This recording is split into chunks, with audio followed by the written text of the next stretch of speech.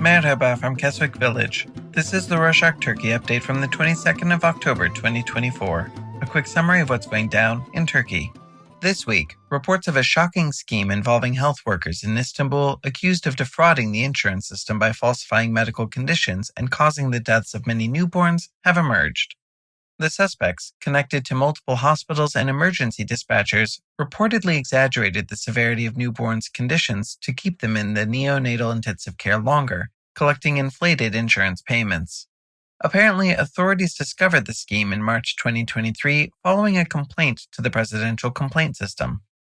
So far, the police have implicated 19 hospitals, and the health ministry has revoked the licenses of 9, including one owned by a former health minister. After the exposure of the scheme, new allegations in the healthcare sector have surfaced, including statements saying that healthcare workers forced elderly and vulnerable patients into unnecessary surgeries, and that the Social Security institution is sustaining significant losses because of identity theft. Next up, Fethullah Gülen, the 86-year-old leader of the Islamist Fethullahist terrorist organization, or FETÖ, has died in the United States. The government accused him of orchestrating the 2016 coup attempt, which triggered a nationwide purge of FETÖ members from government positions. Hercule, a Twitter account linked to the FETÖ, announced that Gülen passed away on Sunday the 20th at the hospital where he was receiving treatment, and shared its condolences. The statement said that more details about the burial would be shared soon. However, shortly after, the account became inaccessible. Reports suggest that Gülen's funeral and burial site will be kept secret by his inner circle, likely to prevent potential attacks. Turkish media outlets announced his death with headlines like, quote, "The devil is dead," end quote, referring to him as an American spy. They also warned that, despite Gülen's death, the threat posed by his organization remains.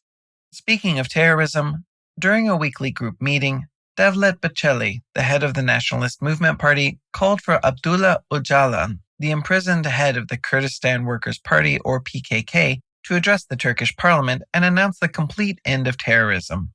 Bahçeli emphasized that if the court lifts Öcalan's isolation, he should publicly declare the dissolution of the PKK.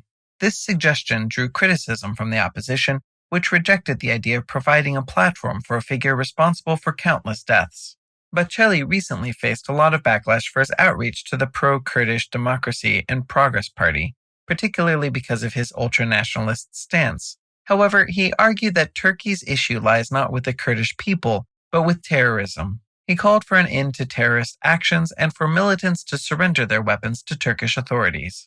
The Turkish government has reintroduced the Agents of Influence Bill, a law that targets foreign-backed individuals or groups. It was previously revoked in 2023 due to opposition.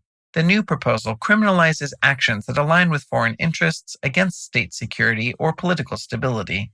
Penalties range from 3 to 7 years in prison, with harsher sentences in wartime. However, it was called into question as the bill could threaten journalistic independence and target NGOs. Still, the government insists it only focuses on espionage-related offenses.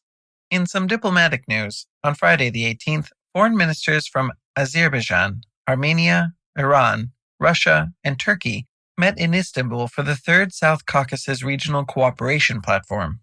The platform, established to foster peace and cooperation in the region, was launched after the 2020 Nagorno-Karabakh War. During the meeting, the Russian foreign minister suggested that Armenia and Azerbaijan could use the platform to negotiate a peace treaty, but left the decision to them. He also mentioned that Russia had helped start discussions between Turkey and Armenia, two nations with long-standing tensions since their founding, though those talks are currently on hold.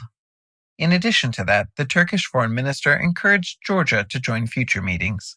Still on international relations, I Katamarini, a prominent Greek newspaper, reported that on the 12th of November, Greek port officials will meet with Turkish Coast Guard representatives for a long-awaited technical meeting on Chios Island. The meeting aims to enhance cooperation in the Aegean Sea, focusing on combating human trafficking and improving communication between local authorities.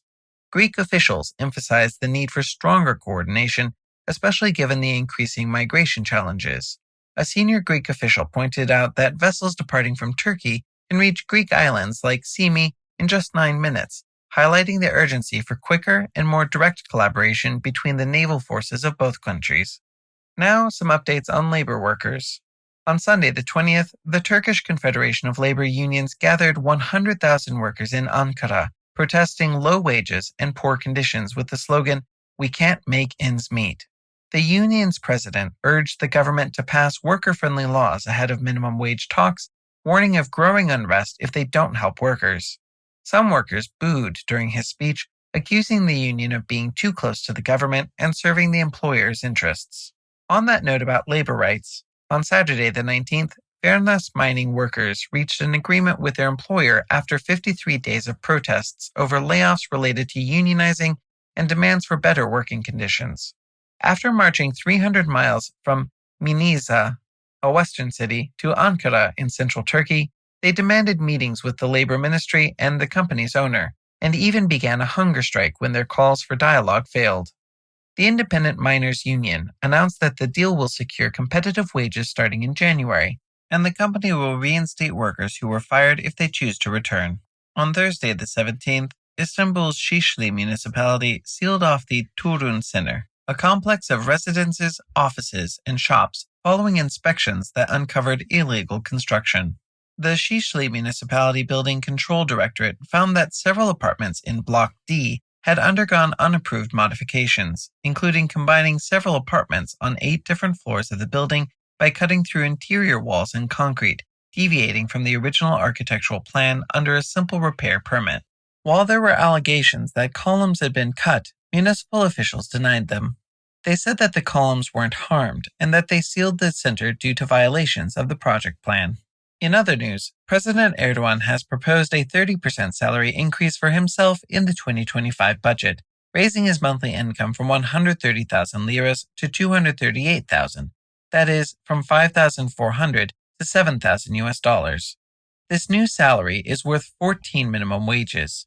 The budget also allocates 3 million liras, which is about 85,000 US, for the presidential allowance. The proposal includes an overall increase of 38% for the presidency, totaling 17 billion liras, which is $500 million. On Thursday the 17th, Kaspi.kz, Kazakhstan's largest online shopping platform, secured a controlling stake in Hepsiburada, a Turkish e-commerce giant, through a deal valued at $1 billion. Kapsi.kz will acquire 65% of D-Market, Hepsiburada's parent company, with the acquisition expected to be completed in the first half of 2025, pending regulatory approval. The agreement includes an initial $600 million payment at closing, followed by a second installment within 6 months. Founded in the year 2000, Hepsiburada was the first Turkish company to list on the American stock exchange Nasdaq, which is known for hosting many of the world's leading technology and e-commerce firms. Hepsiburada offers a wide range of products from groceries to airline tickets, supported by its in-house logistics network. And that's it for this week. Thank you for joining us. Thanks for tuning in to the Rorschach Turkey Update. You can find us on your Spotify, Apple Podcasts, and all other platforms as the Rorschach Turkey Update. Hoşça kalın.